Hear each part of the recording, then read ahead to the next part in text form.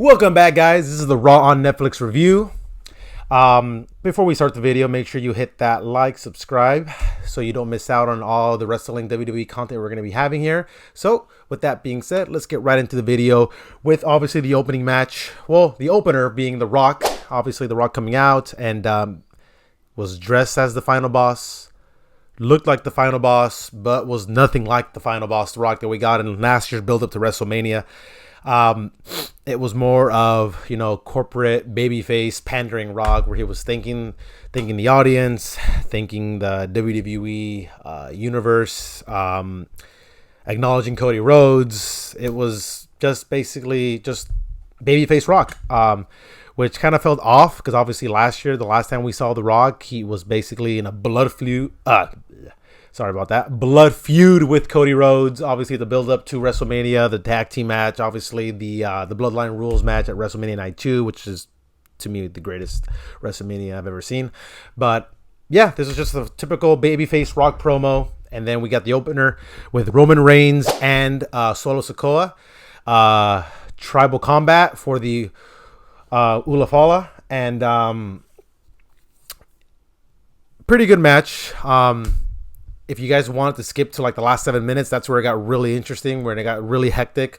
Obviously, we got interference from obviously Tamatanga, Jacob Fatu. We got Sammy, we got Jimmy, we got Kevin Owens coming to hit the stunner on Roman Reigns. Cody Rhodes coming to make the save. Roman Reigns ends up winning the match.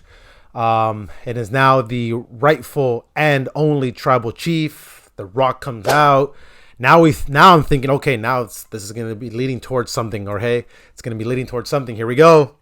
Maybe what we saw in the beginning was just The Rock, pandering to the crowd, babyface, but now it's, final boss Rock. Nope, none of that. He got the Ulafala, placed it over Roman Reigns' head, shook his hand, they hugged, let Roman Reigns have his moment, and that was it. That was basically it. So, it was a good match overall. The last 7 minutes were the craziest, most hectic parts of the match. If you didn't want to skip to that part, if you guys are planning on rewatching it, or if you guys haven't seen yet, but yeah, pretty solid overall. We got the Rhea Ripley and Liv Morgan. Obviously my prediction video, I had Roman Reigns winning, so he won. I did have The Rock, maybe being involved, but he was involved, but not to what we were expecting him to be involved in, or how to be involved in. Then we get Liv Morgan, Rhea Ripley. I had Rhea Ripley winning. Wasn't too confident in that pick. The result was Rhea Ripley winning, and seemingly the feud ending. I think that's the end of the feud, because after she won with two riptides. Obviously, going into the middle of the match,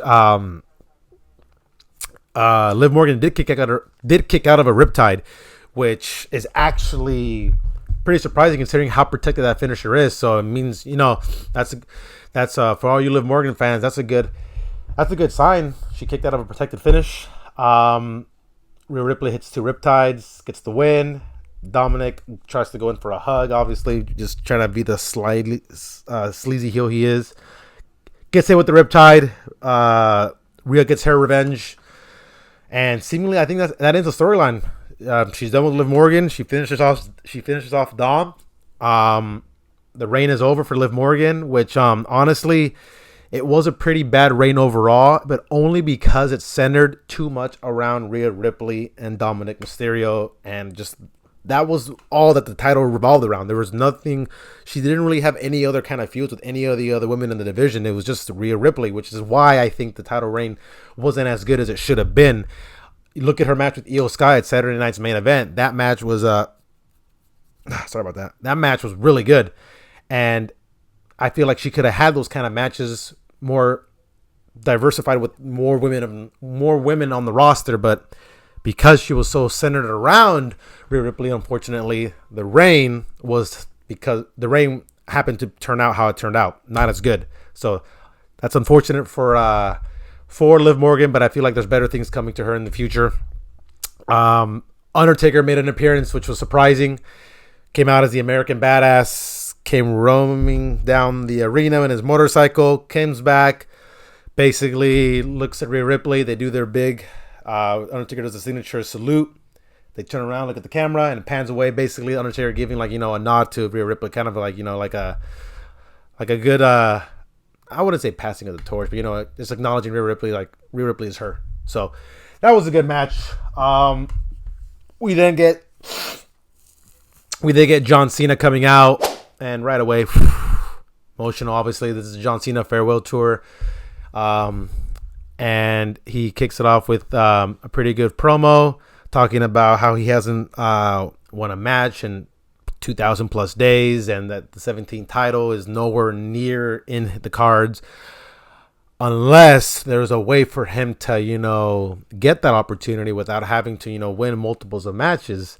Perhaps he wins the Elimination Chamber, perhaps he wins Money in the Bank, or he enters and wins the Royal Rumble, which he declares he's gonna do, which was a fiery babyface promo that we all know John Cena knows how to cut like only he can, and declares himself into the Royal Rumble. And now, honestly, I just don't expect anyone else other than John Cena winning the Royal Rumble, in my personal opinion. John Cena, for me, give him everything. He's lost enough. Like I stated in the previous prediction video, he's lost enough. He's put over enough talent. He's done his due diligence as far as, putting over other members of the roster, superstars of the roster. It's his time to win. He needs to go out on top, and it starts with goal one, winning the Royal Rumble, challenging for either the World Heavyweight Championship or the WWE Championship, which I've heard rumors that one of the one of the rumored matches for the main event, I don't know if it's night one or night two, it is John Cena versus Cody Rhodes for the undisputed WWE Championship. Obviously, plans can change, but that is what they have penciled in at the moment, which would be an absolutely great match. It would be the babyface of the past that carried the franchise, the company, versus the current babyface, the current ultra mega babyface who's carrying the company now. So it would be a great parallel match. But yeah, John Cena, cut his fiery raw babyface promo, which I absolutely loved. Cannot wait. The last time is truly now, so I cannot wait for that entirety of the John Cena farewell tour. So that was a great promo, obviously.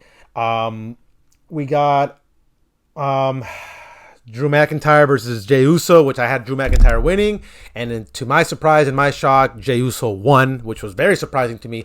But he won in a way where I don't think this feud is over. Drew McIntyre got too overzealous, started showboating, set up for the Claymore, missed, landed on his back, got rolled over, 1, 2, 3, pinned. A rollover pin. Jey Uso scurries out of the ring, runs away before Drew can get him. So I don't think that feud is over by any stretch of the imagination. I think that leads it for it to be another match, or maybe just Drew McIntyre just slowly losing his marbles again, and obviously attacking Jey Uso. But it was an okay match. Wasn't anything crazy. But Jey Uso's entrance before that was absolutely crazy. He came out with Travis Scott. They did the whole yeet. Obviously they panned to the visual of the crowd. Travis Scott comes out with the blunt. It was gnarly. It was gnarly, but okay match nonetheless.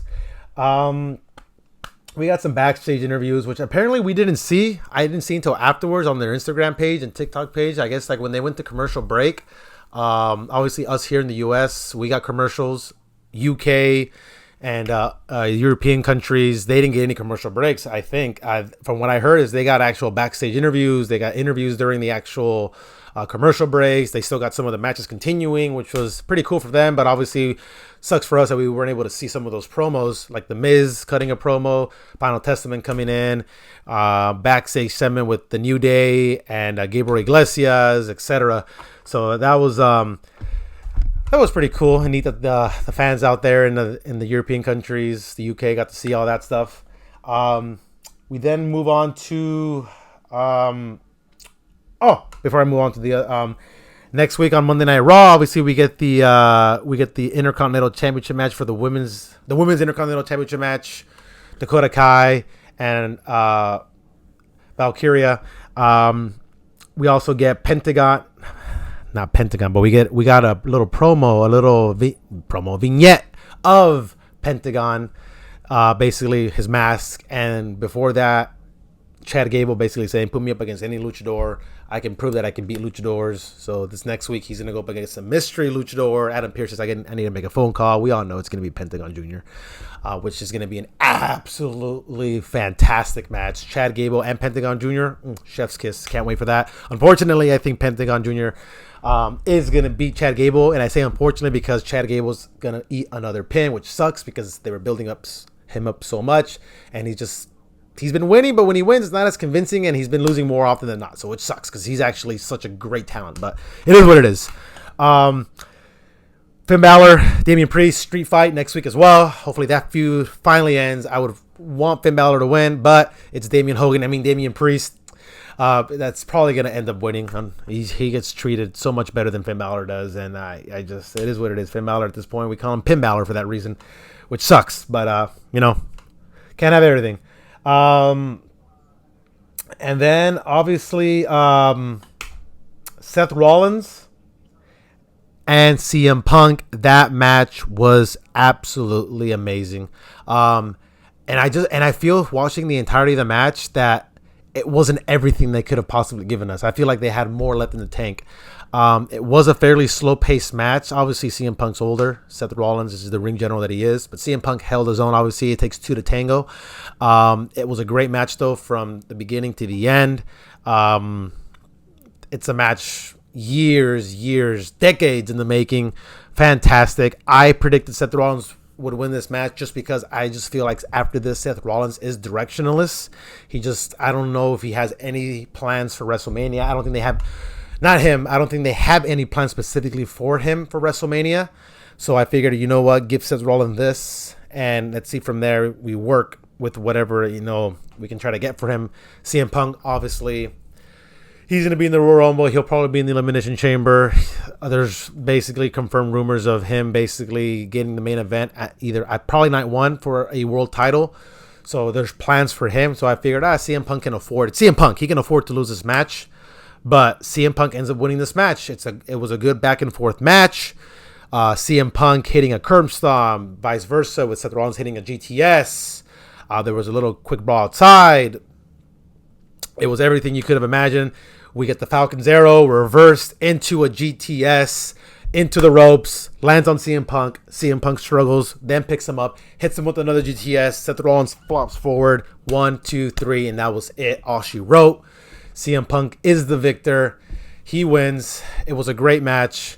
We get a CM Punk fiery promo, which I don't believe we got to see on the actual Netflix stream. But he cuts a promo basically saying that he is the best in the world for a reason. He is Game 7. He is clutch. He's coming for everything in 2025. He's coming for Gunther. He's coming for Cody Rhodes. He's coming for it all. So CM Punk, best in the world at what he does. One of the best mic talkers in the world, obviously.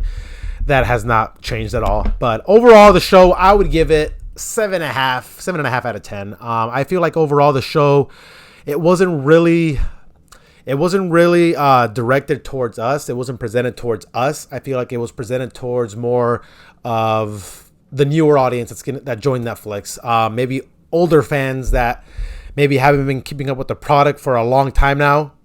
And you had to reintroduce them to who CM Punk is, who Seth Rollins is, who Roman Reigns is, why is this match important for the Ulafala, like with Solo Sikoa? Why is this important? I think it was more of a reintroduction. I feel like the next Ross to follow will be better in match quality, in presentation, promo quality. Because the presentation, as far as like the visual presentation of how they presented the show as a whole, absolutely fantastic.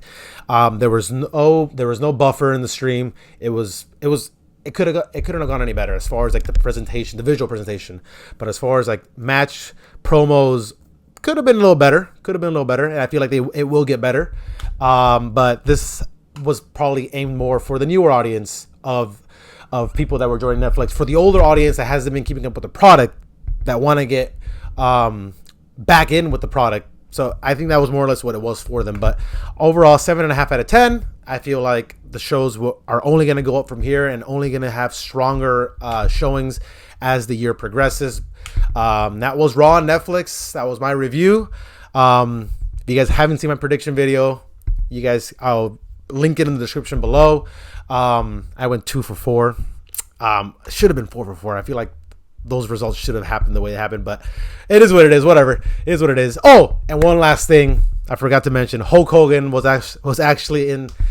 there, and he got booed like no other, man. Like, he came out, it was an initial pop for hearing the song, but then once Hulk Hogan came out, the boos rained on him, and you could tell right away that the promo was probably supposed to be a little longer, but he had to cut it short because he was just getting drained with boos. He tried talking over the boos. They were not letting him get certain words out.